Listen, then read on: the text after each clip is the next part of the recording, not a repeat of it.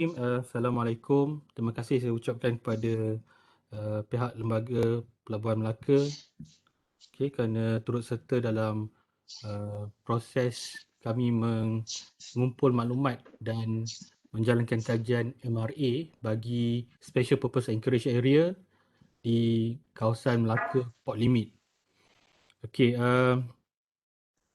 untuk makluman pada hari ini saya punya objektif adalah untuk kita dapatkan seberapa banyak information daripada pihak Lembaga Pelabuhan sendiri berkaitan dengan insiden ataupun apa yang menjadi concern kepada pihak Lembaga Pelabuhan lah terhadap kawasan ini. Okay, sebelum tu saya perkenalkan our consultant team. Kami diterajui oleh Yang Berhadiah Datuk Kapten Jaafar. Kemudian di bahagian konsultan saya Hafizi beserta dengan Dr. Noh Hafizah. Dan dari segi navigation and operational expert kami dibantu oleh dua orang master mariners iaitu Kapten Azhar dan Kapten Nur Fazrul. Serta di bahagian safety and environment kami dibantu oleh seorang lagi master mariners iaitu Kapten Zaldi. Manakala di bahagian project manager, projek ini diterajui oleh Encik Kamil iaitu selaku project manager dan koordinator adalah Encik Hafiz. So untuk personal contact bagi projek ini adalah Encik Hafiz lah. Okay. Seperti mana yang beliau telah email pada tuan-tuan dan berhubung sebelum ni. Okey, untuk makluman Cap dan ahli mesyuarat lain, kita pada hari ini ada satu saja stakeholder engagement iaitu bersama Lembaga Pelabuhan Melaka, dan insya-Allah pada esok akan akan ada sesi bersama stakeholder yang lain lah bagi projek Special Anchorage Area. Okey, memandangkan MRA yang telah kami laksanakan sebelum-sebelum ini semuanya akan mengikut garis panduan yang telah ditetapkan di dalam MSN 02 2019, sama seperti kajian-kajian MRA yang diperaku oleh Jabatan Laut Malaysia. Jadi kami akan mengikut garis panduan tersebut seperti mana yang ditetapkan lah. Kami cuba ikut semua metodologi dan juga fasa demi fasa dalam menjalankan kajian MRA. Kami ikut untuk kajian ini walaupun kajian ini adalah untuk dipersembahkan kepada Lembaga Pelabuhan Melaka, tetapi kami cuba ikut standard yang ditetapkan oleh Jabatan Laut Malaysia. Okey, justru itu dalam proses ni akan meliputi simulation study, juga akan meliputi hazard workshop ataupun hazard study. Cuma hazard workshop ni kami akan buat secara direct dalam sesi stakeholder engagement seperti hari inilah. Sebab stakeholders yang terlibat dalam Anchorage area ni tak terlalu ramai, jadi kami boleh buat secara direct macam tu. Dan juga kajian quantitative risk assessment atau QRA akan dilaksanakan juga untuk sesetengah elemen seperti human error dan juga high risk incident seperti collision dan anchor dragging sebagainya lah. Okay, towards the end kami berharap untuk mendapat kajian ini akan dipersembahkan kepada pihak tuan iaitu Melaka Port Authority untuk disemak serta diperaku lah bagi kesesuaian kawasan ini dijadikan special anchorage area. Okey, sedikit maklumat, jika salah mohon pihak tuan betulkan. Ini maklumat yang kami dapat tentang position ataupun lokasi di mana proposed area untuk anchorage dilaksanakan. Okey. Kedudukannya adalah di sebelah west of the Pulau Besar. Okey. Dan diameter setiap spot tu adalah 0.7 nautical mile, iaitu sekitar 1.2 kilometer. Okey. Okey, seperti mana yang saya maklumkan tadi, kajian ini akan menggunakan semua kaedah yang ditetapkan di dalam garis panduan atau guideline untuk risk assessment di bawah Marine Department. Jadi kami follow the normal procedures yang ditetapkan. iaitu akan ada data collection. Apa yang kita buat hari ini di fasa stage pertama lah, preliminary study and data collection. Saya juga akan tunjukkan navigational simulation study yang telah kami buat untuk sebagai preliminary data untuk kita jadikan bahan perbincangan dalam menganalisa hazard ataupun risiko yang akan ada di kawasan ini. Juga dalam stage ketiga nanti kami akan laksanakan analisis proses, dan stage terakhir itu adalah risk control option proses. So kami juga akan gunakan IRAP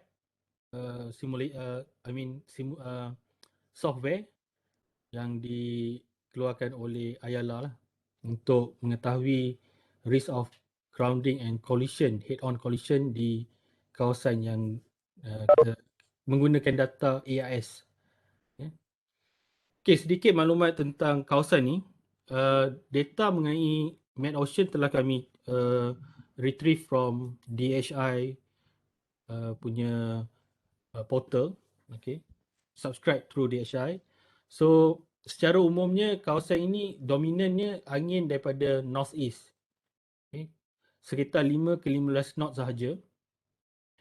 Okay, ini untuk data secara purata. Current dominant current adalah towards northwest ataupun southeast, pasang dan surut lah. Okay, less than 2 knots, iaitu sekitar 0.5 hingga 1.5 knots sahaja.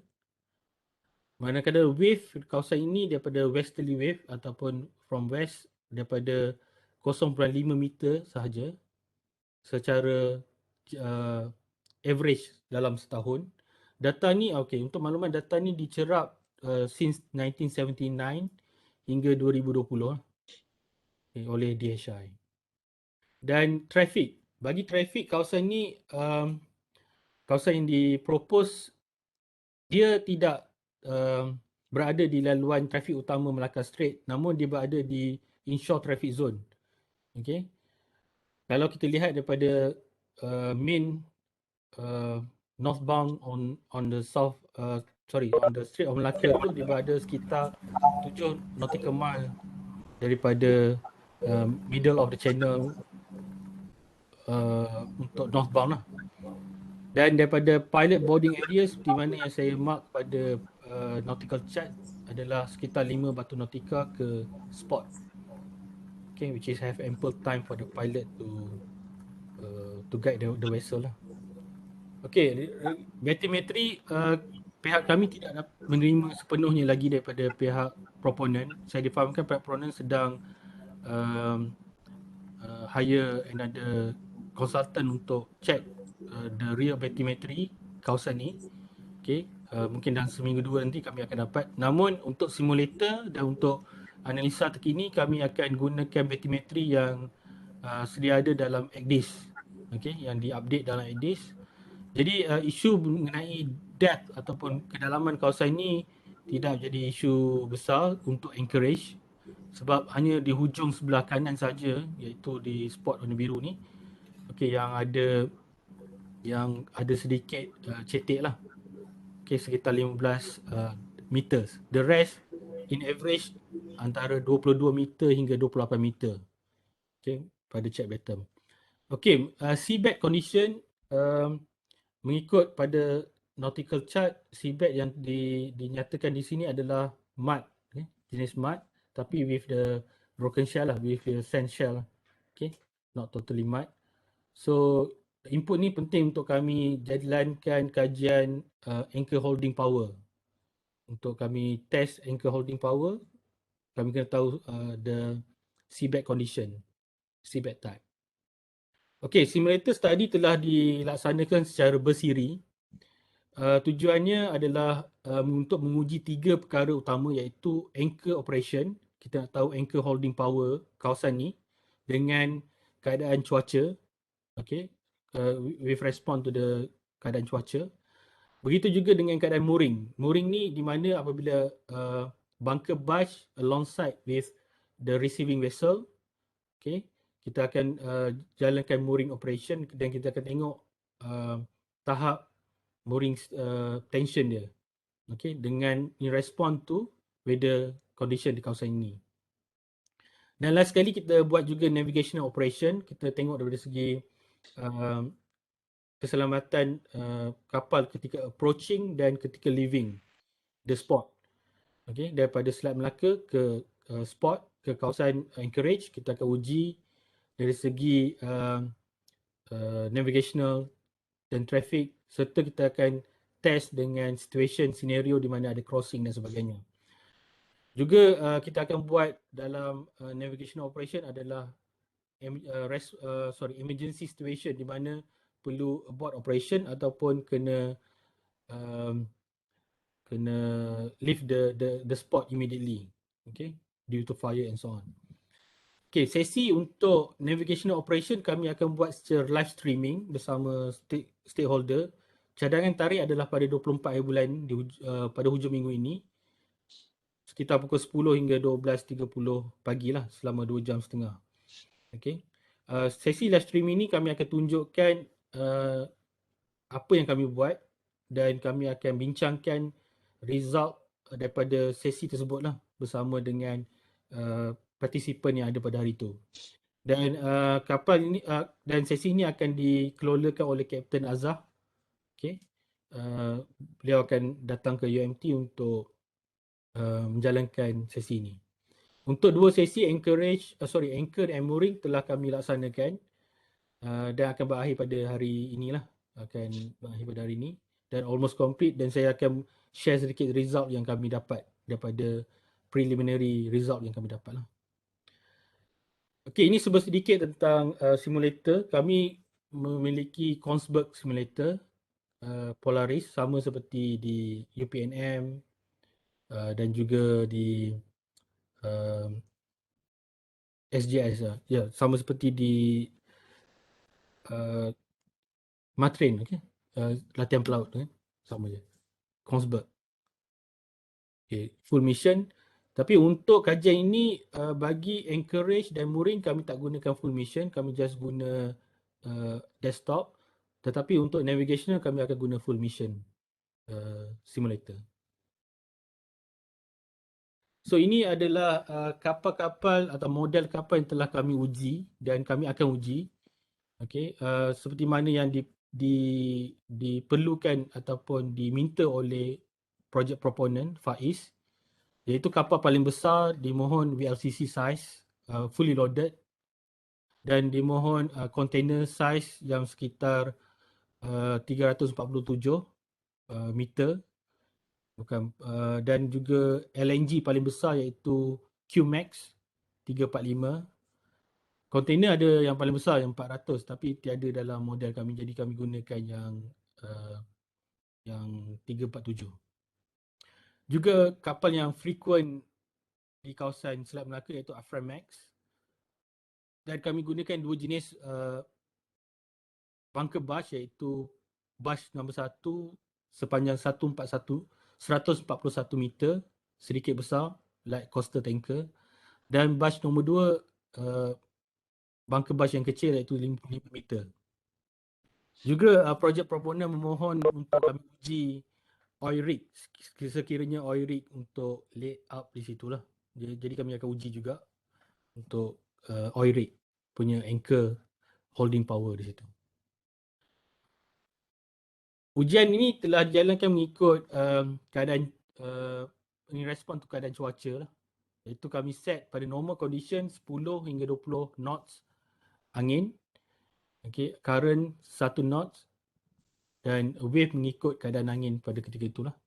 Tetapi kami juga uji dalam keadaan worst case scenario di mana ketika Sumatra squalls dengan anggaran 40 knots angin daripada southwest dengan keadaan current 2 knots. Okay. So apa yang kami akan lihat dan kami akan catatkan untuk jadikan report adalah holding power. Kita akan lihat anchor holding power dan kita akan lihat juga cable tension limits, juga trajectory atau movement kapal tersebut. Okay, ada dragging ataupun di luar safety circle dia ataupun turning circle dia.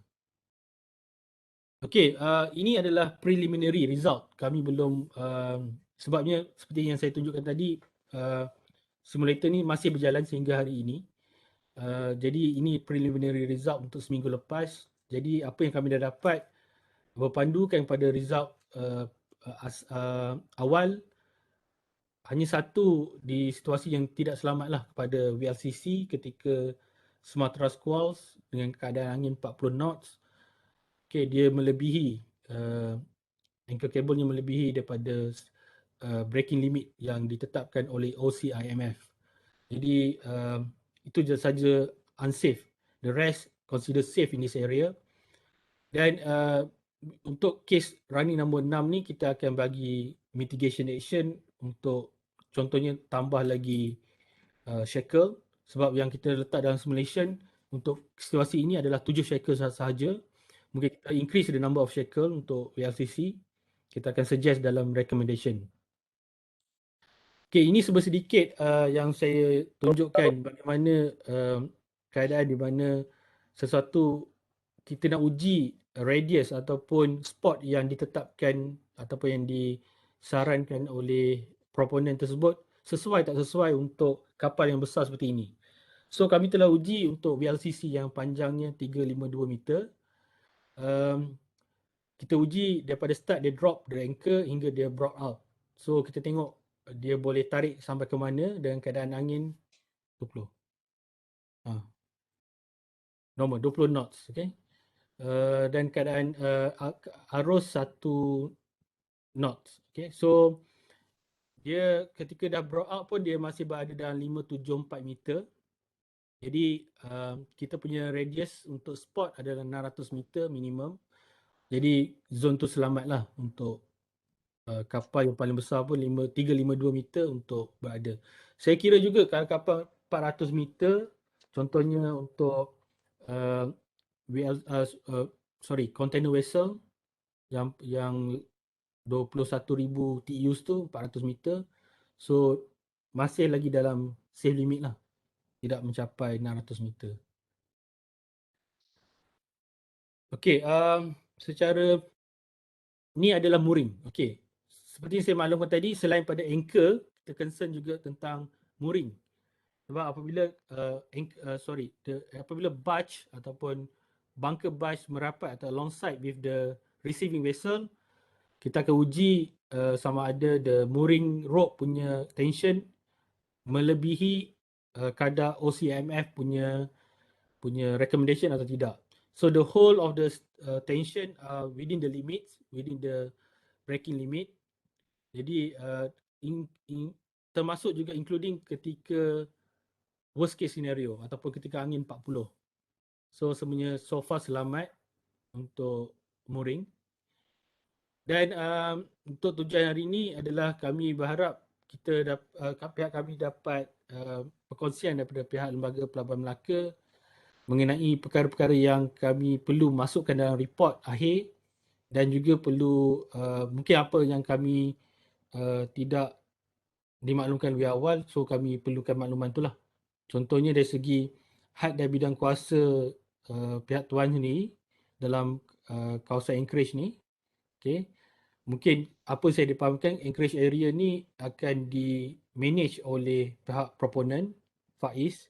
So apa yang Faiz perlu sediakan dan apa pula yang pihak tuan yang perlu sediakan lah. Tu yang sebab perkara tu saya perlu tahu lebih awal bagi saya letak dalam recommendation, supaya kalau saya letak recommendation saya kepada Faiz menepati apa yang sepatutnya dia perlu buat lah. Kemudian peraturan dan garis panduan, saya merujuk kepada handbook, marine handbook yang dikeluarkan oleh Lembaga Pelabuhan Melaka.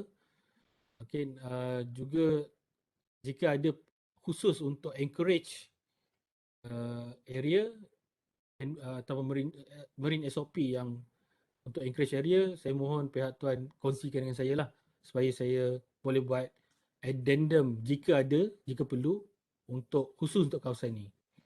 Juga saya perlukan senarai ancaman kes kemalangan yang pernah berlaku di dalam had Pelabuhan Tuan.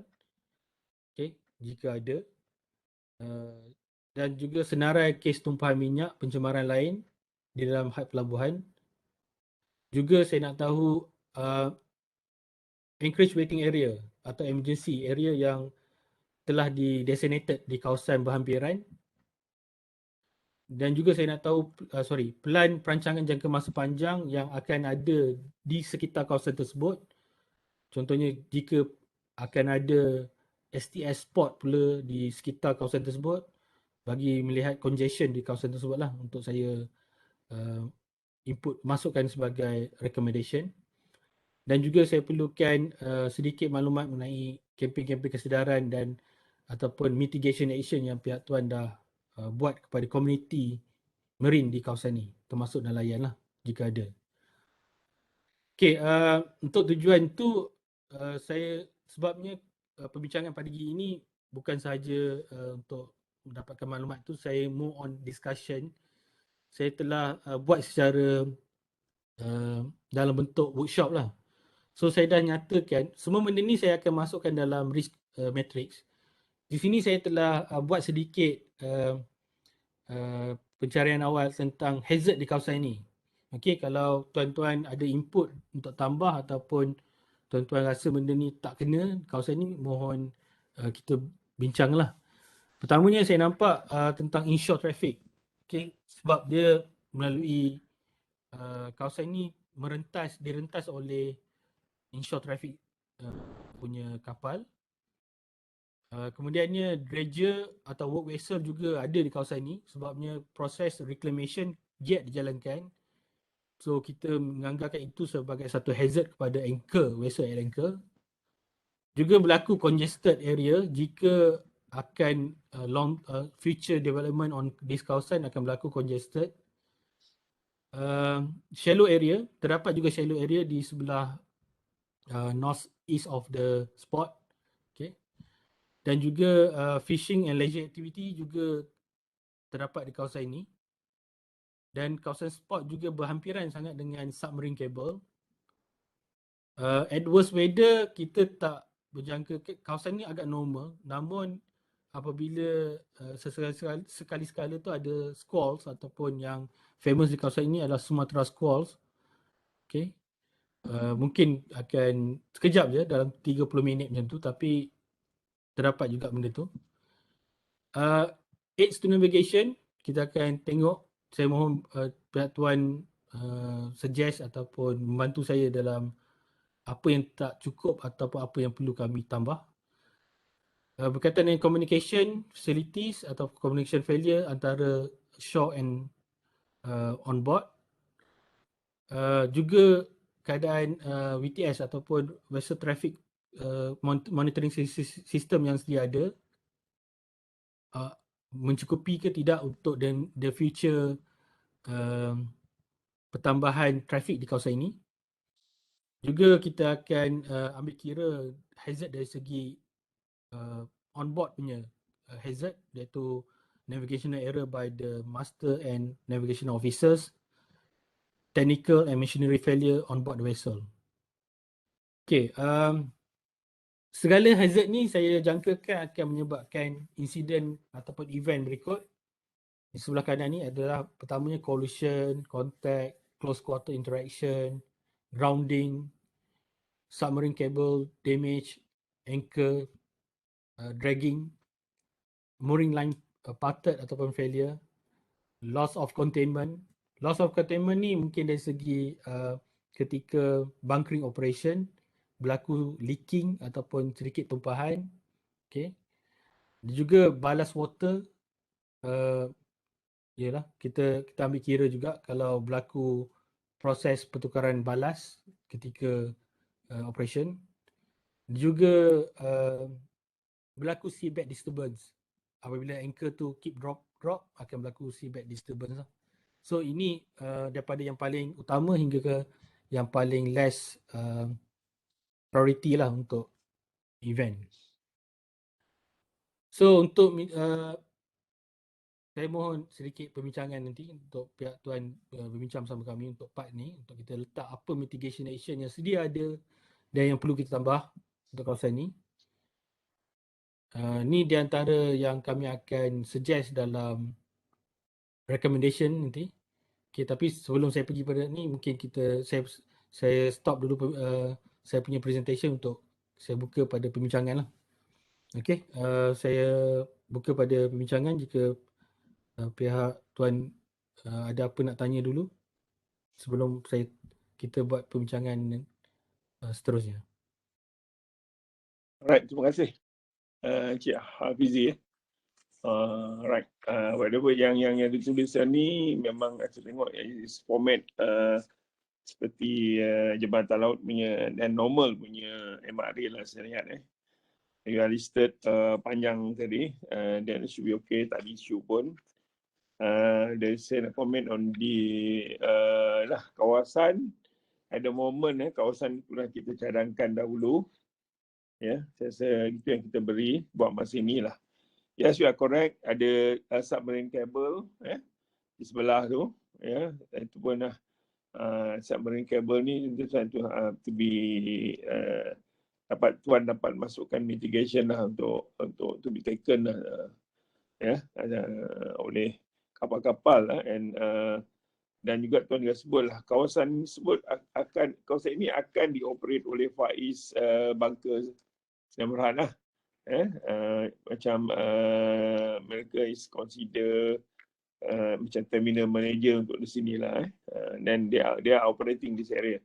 Alright, kena lihat juga tuan ya, gugusan kepulauan di situ, Pulau Besar, Pulau Dodol, Pulau Hanyut. Okay.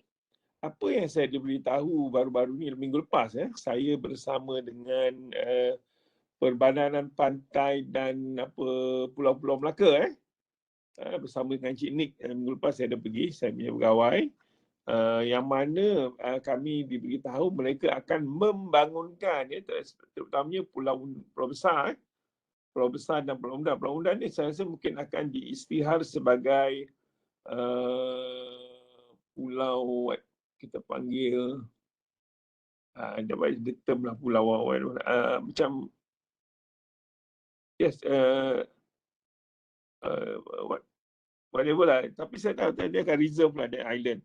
Yang pulau besar yang berhampiran tu akan dibangunkan menjadi pusat rekreasi dan juga tourism, yang mana mereka akan develop semula gugusan pulau-pulau sinilah, Pulau Dodol, Pulau Nangka, semua ni lah. Itu yang saya tahu. Yang mana right, pergerakan mereka adalah daripada area, kalau tuan tahu di Melaka tu dekat area Alai sana tu, Anjung Batu, dia pergerakan dari situlah. 3 tempat, Anjung Batu dan juga Parameswara, ikan bakar, floating restaurant situ. Dari tempat naiknya pergerakan untuk ke Pulau Besar oleh feri-feri dan juga bot-bot yang dibenarkan lah. Ya. Juga kawasan tersebut adalah kawasan nelayan. Yang mana nelayan, di kompleks nelayan lah situ secara memang tak sah lah, tapi secaranya dibenarkan LKM punya kompleks lah di situ. Yang mana akan jadi tempat pelepasan dan mendarat untuk bot-bot yang ke Pulau Besar lah. Okay. Satu. Yang keduanya, saya lihat betul tuan kata cetek sekian north east kawasan ni agak cetek 15 meter. That to be taken care lah. Saya rasa macam how Faiz to manage the area, menyusun kapal-kapal yang sesuai dengan kedalaman dan area lah. It should be no issue. Juga saya lihat itu sekiranya kapal dari selatan tuan tengok dia punya approach to kawasan anchor tu should be marked lah clearly lah. Kalau lihat situ, kalau dari selatan kalau dia datang dari TSS, so di mana dia punya starting point, or maybe pilot area boarding ground, kena lihat lah ni.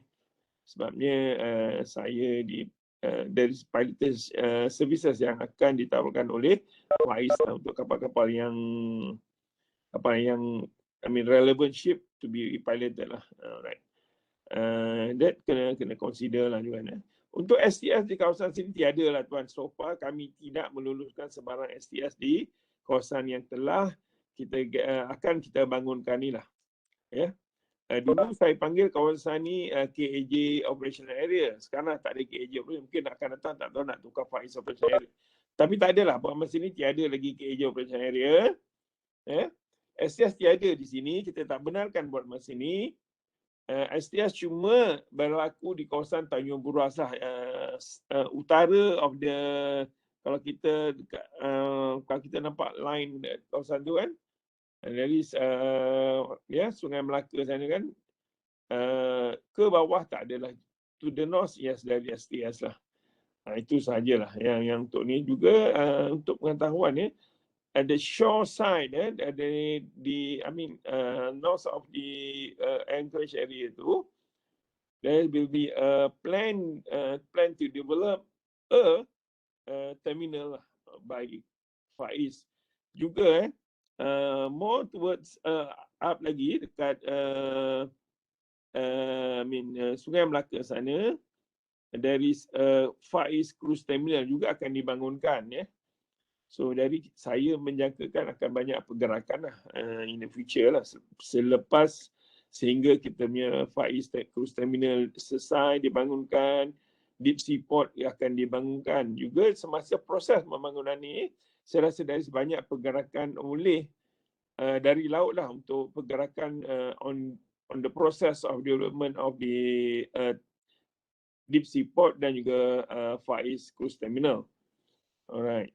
Pada masa sama kita juga lihat kawasan heritage kawasan berhampiran situ yang mana telah digazet So kena berhati-hatilah di sini untuk mengelakkan satu pencemaran yang mana this is salah satu tanggungjawab Faiz Siam Berhad lah, untuk mengawal dan juga menyediakan peralatan bagi mengawal tumpahan minyak di kawasan tersebut.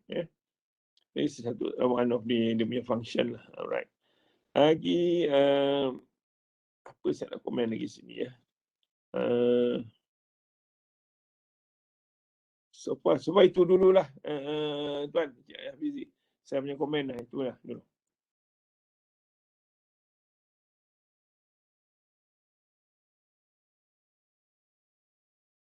Okay, Cik Hafizi. Okey, minta maaf Tuan. Terima kasih Tuan atas perkongsian tu. Saya nak tanya tentang pilot boarding area. Maksud Tuan, kita boleh suggest another suitable pilot boarding area Alright. Buat masa ni Tuan ada kawasan ada boleh tunjuk di mana pilot boarding ground di sini. Kita lihat bila saya tahu kita ada satu pilot boarding ground. Kita boleh remain di situ dan semua kapal kenalah menunggu di kawasan situlah. Betul, kalau kita lihat pilot boarding ground kita ada satu di sini yang telah memang catat kawasan pilot boarding ground lah. Saya melihat di sini kalau kapal dari south nak masuk ke kawasan Anchorage tu, dan dia kena buat 90 darjah punya ni lah. From the south they have to turn to the starboard lah untuk pergi ke pilot boarding ground to pick up pilot, and dia akan pusing semula untuk ke kawasan Anchorage lah. Itulah bila kita lihat Okey, kalau kita lihat pada ni dia ada kat dari pilot boarding ground lah kita lihat dekat dalam chart tu kan, there is kan. On the left side tu ada chart tu pilot boarding ground Okay. Okay, yes. Okay, bila dia nak masuk ke kawasan Anchorage tu, yes, dia punya procedures lah, macam mana dia nak bagi to mengelakkan to avoid any close contact ke close contact situation di situ. Mana semua saya rasa kapal-kapal ke STS semua akan waiting di situ jugalah. Dan itu saja dari buat masa ni. Memang situlah sekiranya Tuan mengatakan keperluan untuk another pilot boarding ground, then you may recommend to us lah, dan untuk kita angkat ke pihak yang berkaitan lah. Right. Okay. Itulah Tuan. Alright. Cap, ada soalan Cap sebelum saya tanya berkenaan dengan perkara lain ataupun pihak Faiz sendiri kalau ada soalan. Datuk Syarul. Datuk, sorry Datuk. Tahniah dapat Datuk Saya pun tak tahu, baru tengok tu baru dapat Datuk. Alright. Tahniah lah.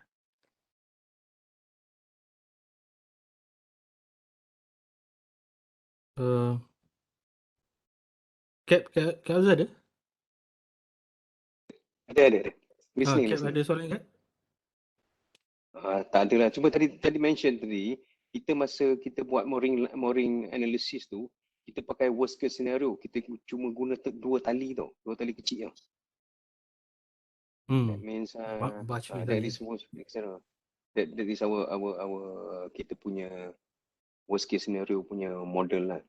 That means if 2 tali je can hold, that means kalau dia pakai 4 tali, then it should be more problem. That one good mention in that. Oh, okay. Tapi kan Captain Azhar, you punya current dari maximum situ masa 1 knot saja Secara average Saya average about 1 knot. Current tak kuat sana tu.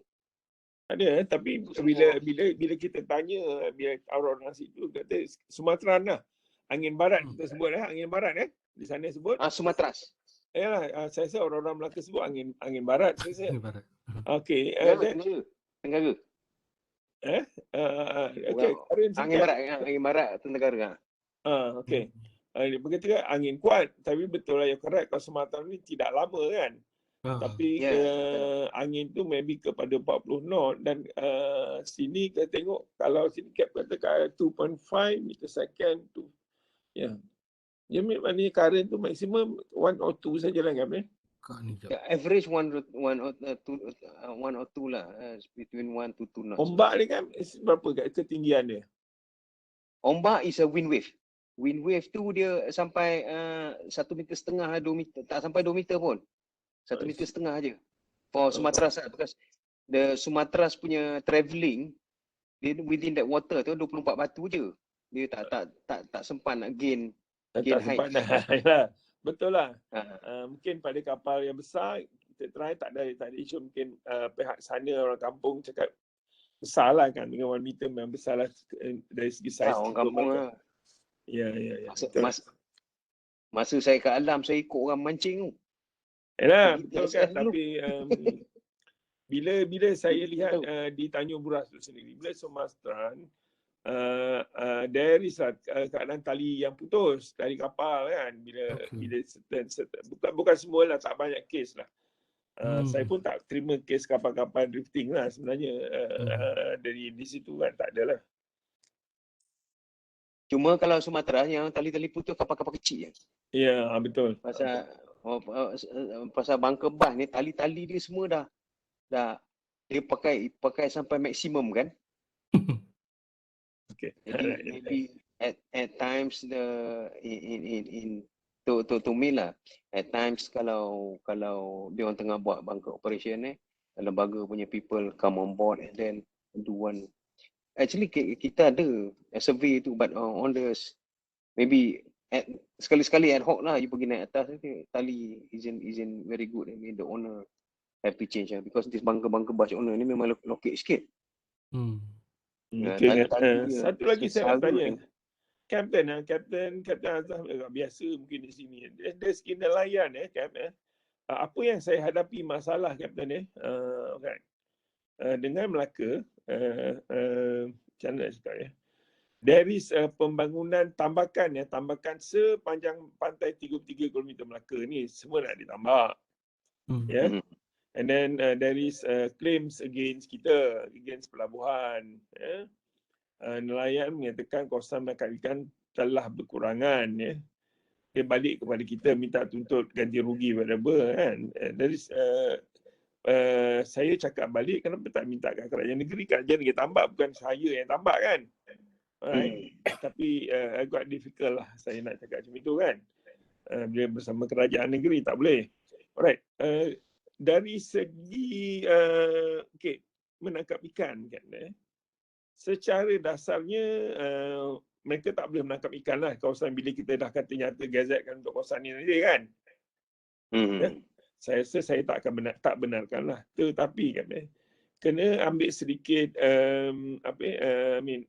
how to mitigate mereka dari masuk sinilah Encik Hafizi tengok lihat macam mana kita kalau boleh tak nak dia masuk lah. Nelayan ni saya tahu, Cap pun tahu, Encik Hafizi pun tahu, faham yang mana dia akan cakap selagi ada air di situlah dia nak pergi kan. Situ kan. Di mana ada kapal, situlah ikan yang banyak. Dari dia punya statement. Yes. Itulah yang bila saya menghadapi isu-isu ini bersama dengan Jabatan Perikanan Melaka sendiri yang mereka meminta saya beri macam-macam lah kan. Kalau boleh certain time bagi nelayan, lepas tu okay you ambil lah balik. Dan certain time bagi kat mereka pula kawasan ni. Jadi itu yang saya tak boleh terima lah kan. There is this issue of nelayan to be tackled secara baik lah. Secara baik dan juga secara kita buat ni mereka agar mereka tidak rasa diketepikan macam tu lah. That the proper way kita nak jalankan secara baik, secara mesra dengan mereka. Tu kata dengan sama Encik Hafizi kata Encik Syarul pun tahu, Datuk Jaafar pun tahulah perkara ini amat sensitif kepada nelayan dan juga kehidupan mereka lah. Itu saja. Ya, kata Kamal ni apa ni pasal nelayan ni, kes nelayan ni is all over the country lah. Saya dulu buat masa kertih port dulu, bukan secara baik, they are getting very violent. Tak ada kan, saya tak nak violent lah.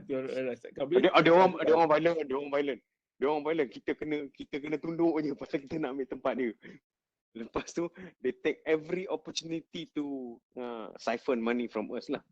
So probably bila kita buat dengan perikanan tu, kita ada macam kempen kesedaran lah. Memang bila tambak aje udang apa ni, kalau orang Melaka tu udang geragau, udang kecil tu. Udang geragau tu yang tukang tolak gua geragau semua dah tak ada dah.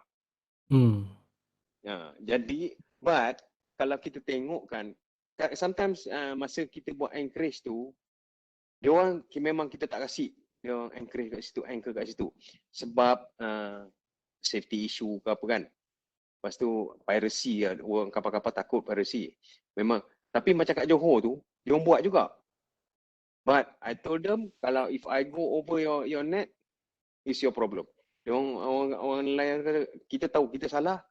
Kalau kita punya net putus, kita tanggung. Dia akan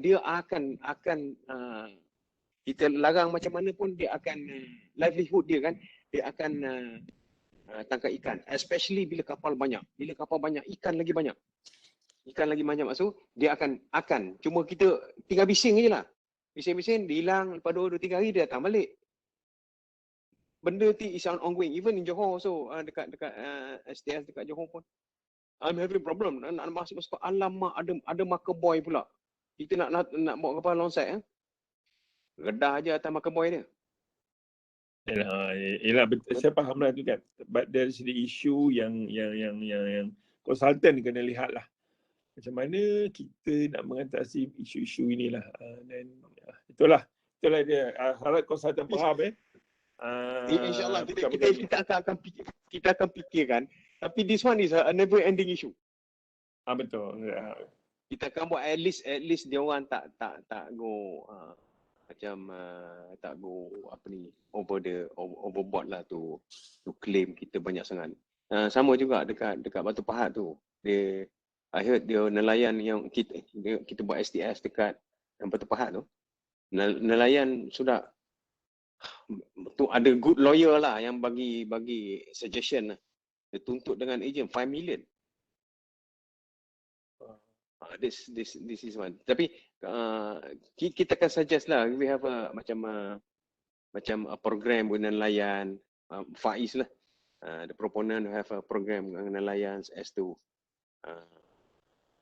the project towards the positive side of the country kan, ada create job opportunity semua kan. That one we have to put into them lah. Yeah, okay, right. Saya faham lah. But how nak memahamkan mereka tu aja dia kita punya challenges lah itunya. I cakap it will be a never ending challenges. dengan nelayan ni. Alright. Okay. Cap Kamal. Ya. Okey, kalau melihat pada senarai saya ni, yang saya concern juga adalah kawasan perancangan jangka masa panjang lah. Adakah yang dalam masa terdekat selain pada Far East Deep Terminal dan Cruise Terminal tu, selain pada tu ada tak yang berkaitan Right. di Okay lah, sekitar Cik. kawasan? Cik Faiz, saya rasa tiada lagi lah. Cuma Tiada, okey. pembangunan pulau-pulau tu akan dimajukan oleh Kerajaan Negeri Melaka. Oh, okey. Itu saya jelas sebab I was attended last week lah di dia punya ni kan. Memang akan dibangunkan sebagai kawasan pelancongan pulau-pulau tu. So maksud tuan, perlu ke kami dapatkan info daripada Perbadanan Pantai dan Pulau-Pulau Melaka ni? Alright, saya rasa mereka takkan sini, tapi saya lihat mungkin pergerakan mereka tu akan kelihatan banyaklah pergerakan daripada darat, terminal mereka pergi ke pulau besar kan. Lebih kurang 10 minit lah dia pakai speedboat. Jadi pergerakan tu lebih banyak lah. Saya lihat di situ lah. Other than that, tak ada pembangunan selain pulau-pulau tu saja. Okey. Obviously, Datuk. based on apa ni yang Captain Kamal mentioned just now, the sensitive area maknanya walaupun pulau besar tu sebenarnya dah ada pembangunan dulu dia cuba buat resort tapi kurang berjaya. Maknanya that place is cuma now dia akan mungkin second attempt lah Captain Kamal second attempt for them to build. Majlis Pembangunan Pantai Melaka tu ada satu orang tu lah. Saya jumpa CEO dia lah tu hari saya pergi pulau besar. Jadi dia maknanya it's a sensitive area yang kita dalam team study tu kita kena fokus lah all the kepulauan kan. Kepulauan tu in the sense that they're going to be redevelopment lah of the island kan. Betul. Bangunan semula. And also the movement, walaupun movement tu banyak daripada pantai ke pulau tu tak masuk kawasan kita, tapi kita kena be aware lah maknanya kan, you know. Betul. So that they are not going outside to the area kita tu kan. Cuma kemudian mungkin bila kita buat terminal tu kita kena study jugalah kalau any of the small boat go to the area kan, you know. Dia macam ferry boat service actually kan, dia boat service. Ada boat service ada tu. Ada boat service, so kita kena get some data on that one. Dan saya ingat yang banyak provide the service pun boat owner ni, license boat owner dengan nelayan sekali ke lah. Ada boat service yang pergi pelancong pergi pulau tu dia gunakan yang Sungai Melaka tu yang dekat jambatan tu. Dekat CIQ lah, dekat Mazhar. Dekat tu dekat CIQ tu kan. Ada tapi Captain Azhar mereka akan bangunkan tu lah dekat Anjung Batu kan. Batu tau ni betul. Anjung Batu akan dibangunkan sebagai tempat pendaratan yang sah bagi penumpang awam. JT awam lah. Dekat mana tu? Dekat apa nama? Dia area Alai lah, ikan bakar semua tu. Alai. Ya, betul. Dekat Alai. Okey. Cuma kita punya advantage sikit Melaka ni because macam Captain Kamal mention, actually the reclamation job have been carried out along the coast daripada utara sampai selatan semua dia dah reclaim kan. Ya, Datuk. Plannya 33 km sepanjang pantai ada ruas sampai lah dekat Rimau tu. Muar. Ya. Patutnya benda ni nothing new lah sebab memang dia dah live with it for many years tadi kan. Dah 10 tahun dengan kebelakangan ni macam-macam reclamation kan. Cuma jadi dengan tak jadi je lah. Cuma tapi don't know lah how they get away kan. Kata Kamal dulu kan all this yang reclaim ni selamat pula dia kan. Okey, Datuk, sekarang ni dia di bawah MWAX Datuk reclamation ada bawah MWAX lah. Melaka pembangunan Melaka Valuable MWAX lah namanya. Dan itu sebabnya saya rasa Faiz pun sign kontrak dengan MWAX lah. Yang mana mereka ni yang akan mengawal lah semua pembangunan sepanjang pantai. So I think in term of kita punya study tu kalau encourage tu maybe lagi satu kena tengok kalau ada need of NAV 8 macam Abizi cakap tadi kan. Yes. Additional NAV 8 yang kita perlu taruh supaya kapal-kapal yang masuk, keluar masuk tempat area kita tu safe lah, kan? Ya, ada guidance tu Guidance tu kena ada. And then on the medium term mungkin kena ada, kalau once they build the terminal and all that, they must have the VTS lah, they will look at it lah kan, on the long term nanti kan. Salah satu Dato' proposal daripada Faiz juga, dia akan membangunkan VTS lah di Yes. Itu sangat penting lah, saya ingat apa. That's the only way kita punya, kata orang tu, kita punya proactive way of managing kita punya waters kan. Ya, betul. Without VTS kita do assume je ada boat kat sini, boat tu kan. Tapi bila kita ada VTS, we can really see what is happening kan. Yeah. So at the moment ada tak VTS yang cover Melaka area? Okay, Dato', we have a simple ni lah, Dato'. Saya ada letak di Pejabat Melaka tu sendiri. Saya ada letak small of AIS punya ni lah, Dato'. AIS Yes, just dan juga radio lah, just to monitor lah. Dan juga sama juga di Tanjung Beruas, mereka ada control jugalah. Untuk kapal-kapal keluar masuk, tapi tak fokus ke kawasan sini lah, Dato'. Itulah. So saya ingat because kita were planning for deep sea port kan. Yes. Deep sea port maknanya once you're talking about the terminal and all that, I think you cannot avoid lah, the VTS have to be there lah. Betul. Sebab kita covering the sensitive area satu lagi kan. And then saya fikir at the same time you may need oil spill trajectory punya study lah area ni. Saya tahu ada keperluan ni besok. Itu keperluan lah. Ini pandangan saya lah. Ini is up to Captain Kamal. You think kan. Tapi but I feel because of the tourism apa semua tu kan. So it is good kalau kita ada trajectory study. So kita tahu kalau oil spill tu berapa banyak, dia pergi ke pulau tu berapa lama. And all that, respon kita kena apa ni, very sharp here lah kan. Kita tak boleh apa ni, tak boleh main-main. Maknanya if anything happen, the oil spill response must be able to respond before the oil pergi ke tempat-tempat sensitif ni. So maybe that is important lah, I think. I don't know if it's up to Captain Kamal, tapi but as a consultant, I feel that is important lah. Okay, Dato', for your info, Dato', trajectory ni pun akan, saya rasa Jabatan Laut akan cover this area, Dato'. There is compulsory for Jabatan Laut, dia nak melihat trajectory punya oil spill ni lah. Ini satu keperluan dari Jabatan Laut. Saya rasa kalau tadi UMT sebut dia dapatkan data daripada DHI, DHI BMT dari Amerika sajalah yang ada ni software untuk trajectory ni.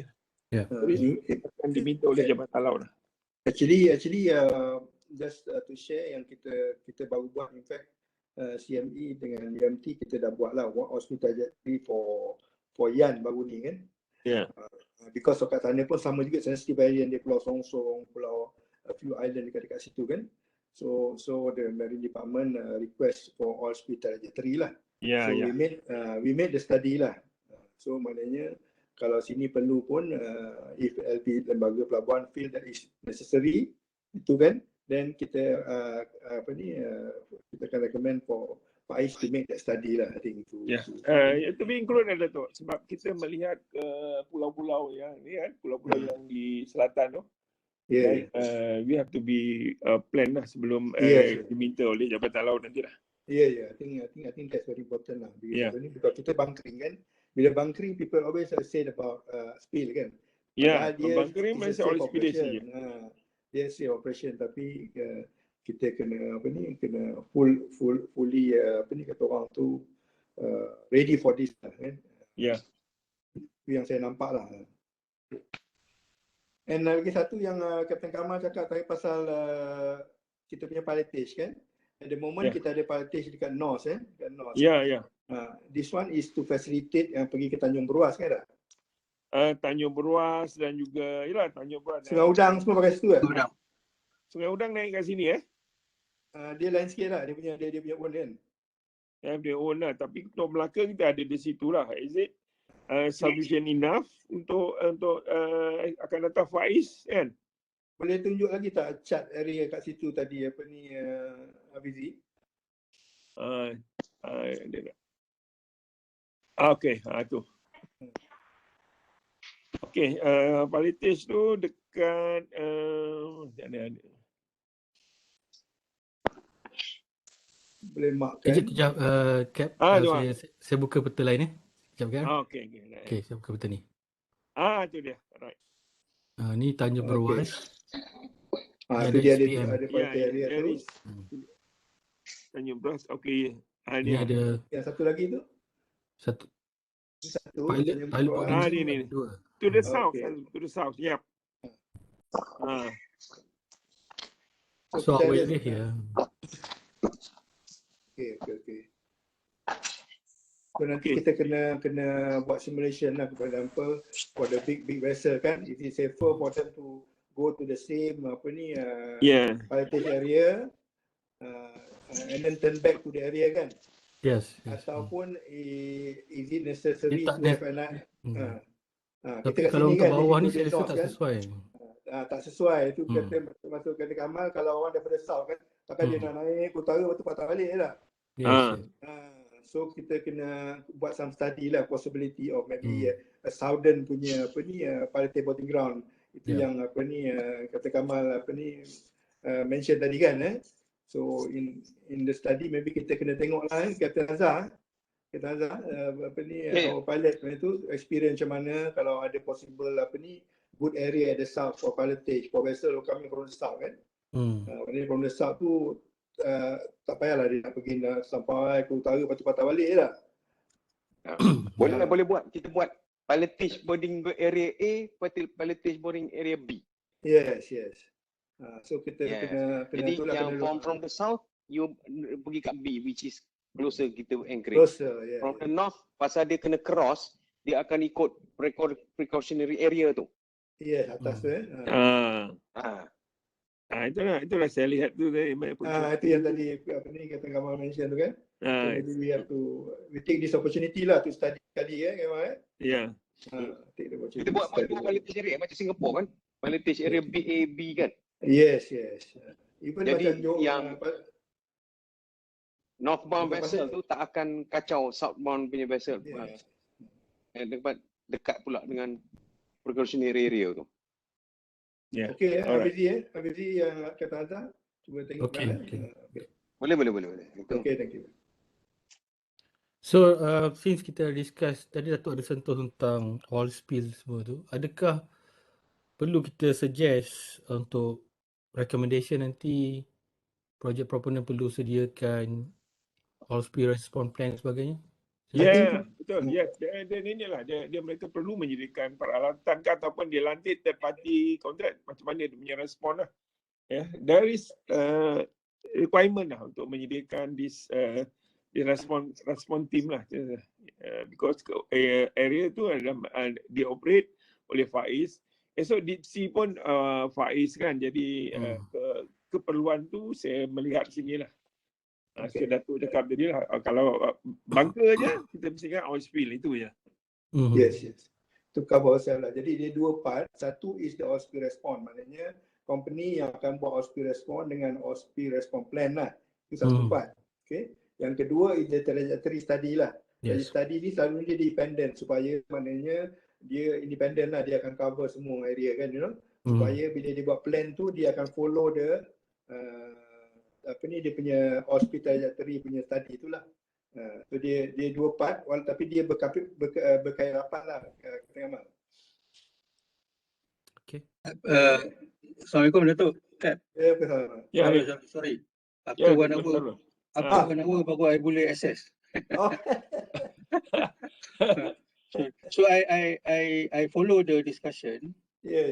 Cuma I nak tambah yang dalam kita punya plan, yes, we're going to have VTMS. This is kita punya commitment to LPM. Tapi VTMS tu kita akan buat once katakan the business is growing lah kan. So mungkin dalam tempoh dalam tempoh 3 tahun lebih kurang macam tu lah kan. So that's the plan. But initial kita akan subscribe to AIS dan kita akan monitor kawasan tu lah kan.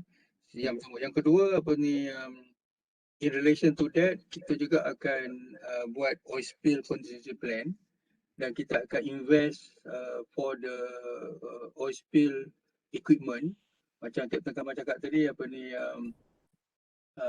initial kita akan engage third party and then from there baru kita akan invest dari segi equipment itself, termasuk oil boom dan juga apa tu, all the facilities and so on lah, kan? And apa ni, beside that, apa ni, kita akan buat oil spill contingency plan, safety dan juga HSSE plan dan sebagainya lah. Dan ini untuk apa tu, untuk bunkering port first, and later once we apa ni, we do the reclamation dan juga apa ni, port, deep sea port itself, then of course kita akan enhance dia punya all the plan and so on lah to cover deep sea port. Then there's a plan lah. Yang ketiga dari segi oil spill trajectory itu, so saya leave it kepada konsultan. Kalau katakan nak buat recommendation, apa tu, recommendation to us, tapi apa ni, there are two parts of the study. Satu deep sea port, yang kedua bunkering. Yang kita nak fokus now bunkering dulu. Jadi mungkin bunkering tu kalau katakan dia buat recommendation dalam MRE untuk bunkering for us to have a oil spill trajectory, I think that will cover both deep sea dengan apa ni, bunkering port lah. So kalau kita buat pun, kita akan buat sekali untuk apa ni, untuk deep sea port. Kemungkinan perkara yang sama EIA pun perlukan that study. Jadi kita akan incorporatekan bila apa tu, CME buat MRA untuk deep sea port as well, kan? Tapi untuk bunkering port ni, saya minta pandangan daripada Captain Kamal. Kalau katakan we will have, macam cakap tu, we will have all the plan, contingency, oil spill contingency plan, equipment and so on. Tapi kemungkinan orang kata untuk kita start operation tu, because we intend to start operation January next year. Jadi kemungkinan Captain Kamal boleh bagi orang kata flexibility for the trajectory apa ni, study itu to be done at the later stage, to be incorporated dengan deep sea port, because that is the requirement of Marine Department, kan? So itu kita nak minta apa ni, pandangan ataupun apa tu, consideration daripada Captain Kamal lah on that, kan? Yang keempat, penilaian tu of course this is part of the project proponent punya responsibility. Jadi kita akan cuba sedaya upaya untuk apa ni, untuk handle fisherman lah, kan? So yang ini macam Captain Azhar cakap tadi, this is orang kata ongoing and no ending business, kan? So benda ni tak akan habis.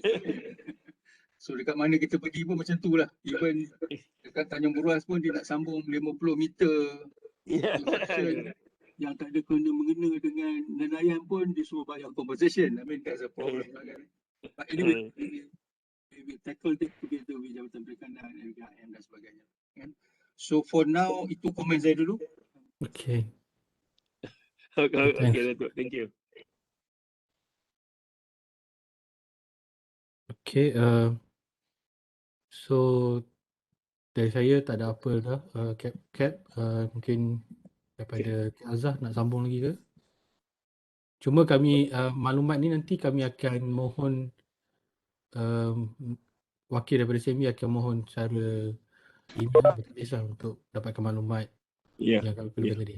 Alright, betul. Tapi from time to time kita akan terus berbincang lah, Cap. Sebabnya saya rasa memang projek ni sangat-sangat apa ni, perlukan input direct daripada LPM lah.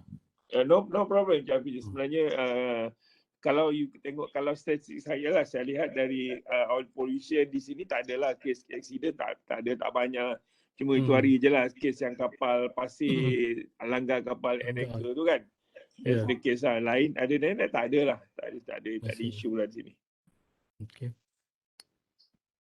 Yang pilot boarding error tadi, tu. pilot boarding tadi saya setuju kalau katakan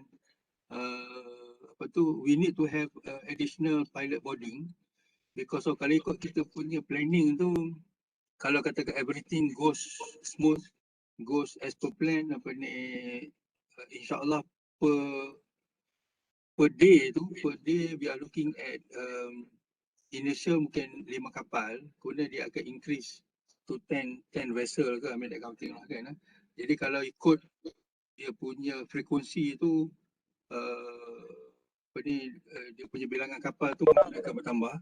So therefore pilot boarding is additional pilot boarding is required.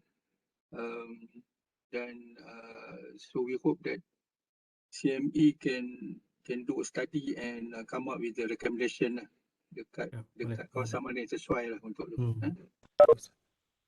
Boleh. Okay, Pak Wazi, nanti 23 bulan nanti seturun kita bincang pasal pilotage punya tempat. Baik. Kita akan test tu. Okay, dari CME ada lagi apa ke? Pihak Hafiz ada apa lagi? Kita okay. On pasal CME, I think should be clear tadi. Continuous kita communication nanti dengan Bagu Pelabuhan dengan Kapten Kamal on the detailed information that BD nanti BD kena itulah keep get information kan. And apa tu of course lah with all the other information kita pun akan Dato' Sarul pun nanti akan bagi ada input kan. And as we talk to other party as well, I think more input will come in. InsyaAllah with that we can come up with a very good recommendation lah. So untuk hari 24 bulan Kamal boleh turut serta kan untuk 2 jam punya sesi? Pukul berapa tu? 10 pagi kan? Saya cubalah kalau paling lewat pun 10.24 hari Khamis saya mungkin boleh masuk dan 10.30 mungkin saya boleh join lah insyaAllah. Hari Jumaat ke? Jumaat? Ya. Jumaat ni? Alamak. Jumaat 24. Okey, sebab saya dah ada plan sesuatu 24 tu sebab saya bercuti balik Teritan. Okey, tak apa. Saya ada pegawai saya, Kapten Azmi ada. Laili pun ada. You can continue. Mereka akan hadir. Okey. Terima kasih. Juga saya akan buat recording. Tengah bawa kereta boleh tengok. Saya juga akan buat recording jika Cap untuk lihat selepas tu pun boleh. Ya, okey, right. Saya akan share link untuk Cap view nantilah. Okey, nombor. Okey. Alright. Okey, saya rasa daripada pihak konsultan tak ada apa dah. Mungkin Hafiz kita nak lunch kat mana ni? lunch online. Lunch online. Sendiri ya. Kamil ada apa-apa ke? Okay, I think from our side pun all clear. Nanti if anything we just get in contact. Nanti hari Jumaat nanti insyaAllah berjumpa lagi. Okay. Clear lah from our side. Thank you so much for the presentation lah. For today's stakeholder engagement. Ya. Mal, just macam hari tu yang ship shore safety checklist tu, how was the student punya tu? Okey, Kapten Azhar dulu, Kapten Azhar yang mengajar buat kelas. Aku nak panggil Kapten Azhar lah tu hari buat kita ship shore checklist. It's good lah. Kita boleh tengok Kapten Azhar. Dan kita tahulah siapa dia kan. It's good. Terminal menggunakan apa yang kita belajar tu lah Kapten. Thank you very much Kapten. Kita nak dapat well experience kan. Susah lah bila kita gunakan available yang kita ada lah. Thank you very much CME. Saya pun dapat kontak tu daripada Datuk Jaafar lah tu ni. Dan Kapten Azhar, thank you very much lah. Kita akan continue lagi lah Kapten. Mana-mana kursus yang sesuai dengan kita lah. Biar kita develop kita punya ni. InsyaAllah. No problem. Ada knowledge ni bagi-bagi je Dato' tua ni. Dia Captain Kamal, my experience lah dulu when I was handling PMAC kan, oil spill kan. So bila I on oil spill, dia orang tanya kita ni PMAC ni kalau tak ada oil spill apa kita buat kan, you know. And then dia kata what is your vision? So kita orang cakap okay, kita come up with a vision and strategy is that we want a zero oil spill. So maknanya dia kata kalau you buat zero oil spill then you have no business lah maknanya. You know, because your business is oil spill kan. Tapi sebenarnya is by doing that barulah kita boleh inculcate the safety in all aspect of safety lah, oil spill, emergency response and accident prevention to become a culture tau. Bila kita tahu zero kan maknanya for them not to have accident tadi. Jadi kita punya strategi pula kita buat 1 year every month kita buat kursus. Tier 1, tier 2, tier 3 yang kita buat every month. So every year kita punya kalender memang full. Maknanya kita pergi kat all our members kan. Kita train semua their people because we tell them that accident is more expensive than than tu. So what Captain Kamal is doing, for example macam ship trolley, so orang nampak simple tapi but this is the kind of thing actually that prevent accident and to make sure that kita punya productivity boleh increase. So I bila with the experience yang dekat PMAC tu when I was there for 7 years lah, you know, and that is a very good experience. Maknanya in peacetime kita train our people, you know? In all aspect yang kita punya operation, you know? Kalau kita spill ke, respond ke, cargo operation ke kan, you have to keep training. By doing kita akan make sure that kita punya accident akan go down very low and the whole area will be safe. I think this is the kind of thing also Melaka should inculcate lah, dua look at it kan, because dia orang selalu worry kan, the whole show course sekarang ni semua develop kan. So to one of the way to prove to them maybe is to regularly kan conduct this kind of program, awareness, safety, environment kan. This I'm sure Dato' Syarul will apa ni dia dengan tim dia akan buat lah for with the people kan. By doing that mindset, I think dia orang more receptive lah. But I remember when we have spill dekat Melaka dulu, dekat Sungai Udang kan.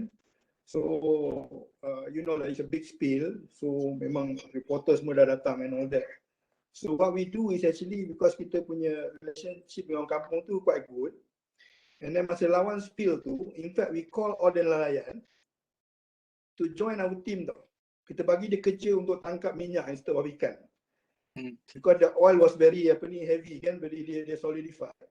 So nak lawan tu pakai deep-person pun tak boleh, pakai boom pun tak boleh because dia sink and all that.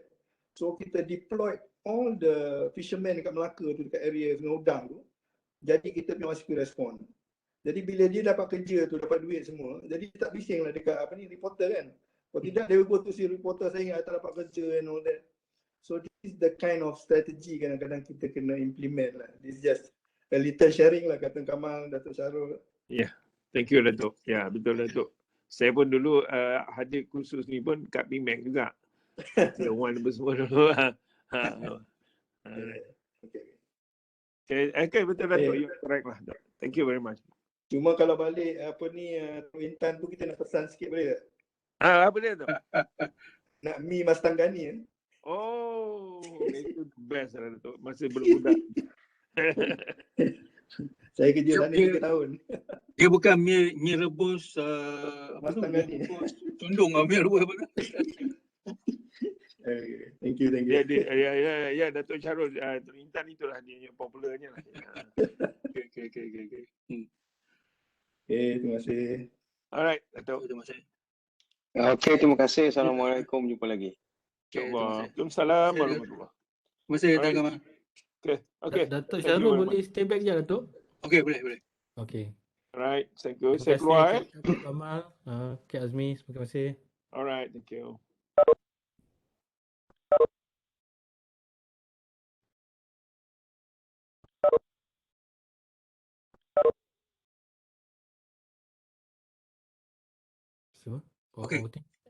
Okay, Assalamualaikum Dato' Syarul. Ya, Waalaikumsalam. Sorry. Ada masalah ke nak masuk? Problem lah. Ya. Kenapa? So I dah download dia punya apa tu?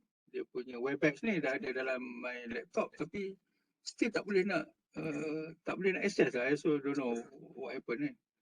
Anyway, after one hour baru dapat. Okay. Sebabnya yalah sebelum ni saya tak ada isu macam ni, tu yang saya pun tak pasti kenapa jadinya. So sekarang ni Datuk guna cara macam mana Datuk? Tadi saya masuk, saya try dapat jugalah. Okay. Tapi ni guna laptop Guna laptop.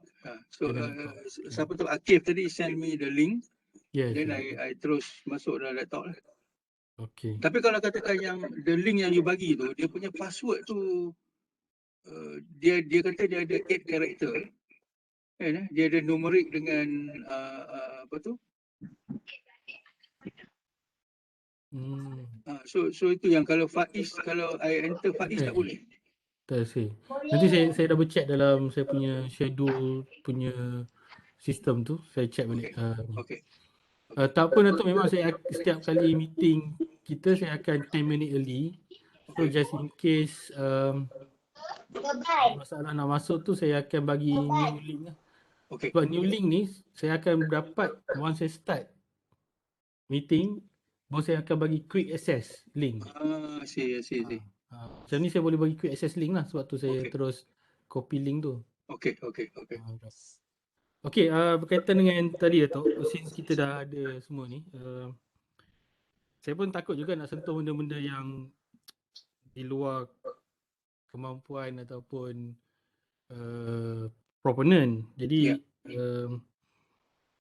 yalah, saya semua sentuh benda yang relevant to the study lah kan. Tapi kalau Datuk ada benda-benda yang perlu di hide ataupun benda yang beritahu ke saya lah, sebab lepas ni kita akan jumpa lebih ramai stakeholders yang lebih ada dia orang punya kepentingan masing-masing kan, ataupun responsibility masing-masing. So mungkin perlu highlight ke saya lah. Okay, apa ni, cuma yang tu saya cakap tu, there are two part of the study.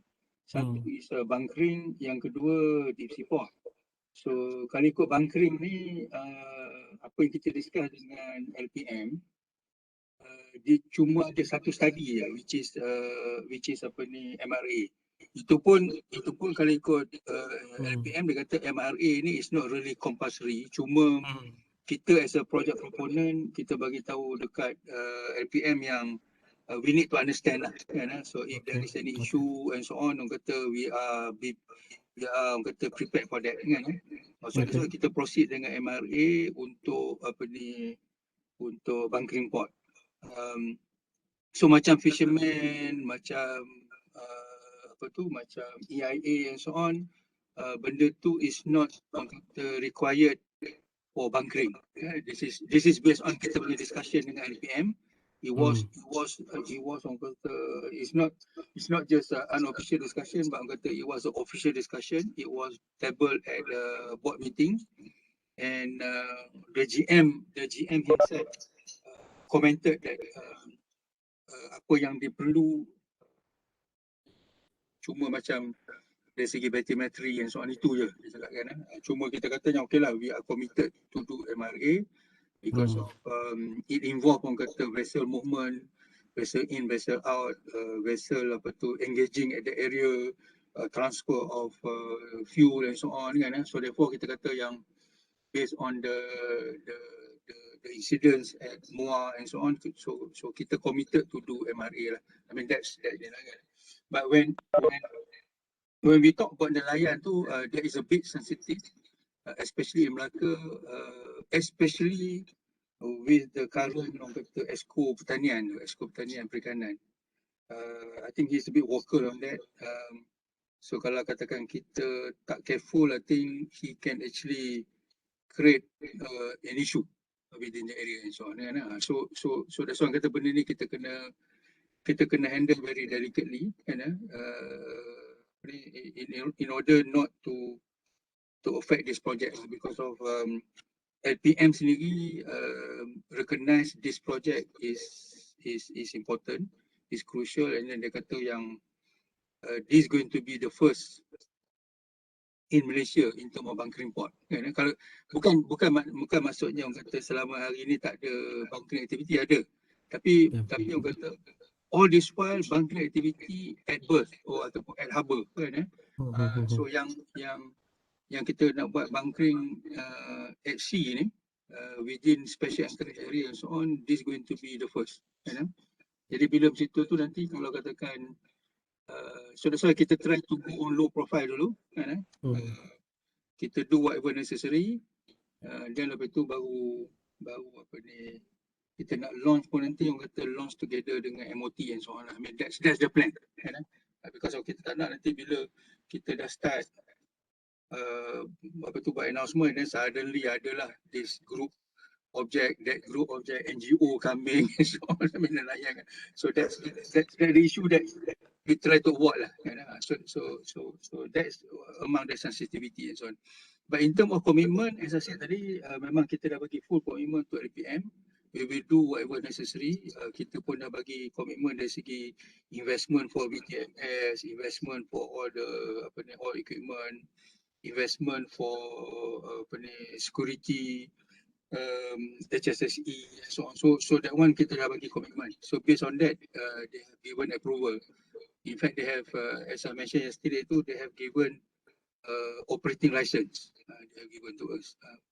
So just a matter of kita nak kick off je now. So that's the current situation lah, the progress. So itu tadi macam even macam oil spill trajectory and so on. So I try to incorporate that under deep sea port instead of under bunkering lah kan. Sebab nanti especially when we engage marine department nanti tu, so marine department may come up with all sort of list of requirement. So that's why I kata at this stage ni approval only at LPM level. It's not at other agency kan. So cuma macam kita engage other agency tu is more on to gather data ke, I mean for us to be prepared for whatever action that we need to do lah. I think it's more on that lah. Okay. I hope it's clear lah. Yeah. Yes. Okay.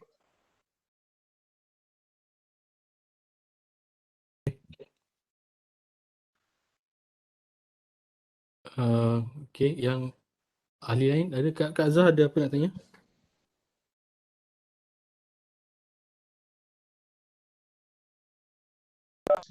Tak ada. Okay. Just to add on, in fact for the marine services tu pilotage and so on, LPM also has granted approval for Far East bunkering, provide the marine services. So maknanya later we will engage third party to assist us in terms of the marine services. Yeah. So once the business grow, then barulah we will look at to have our own people and so on. But I would think that initial 1 to 2 years too, we will work with third party. Alright.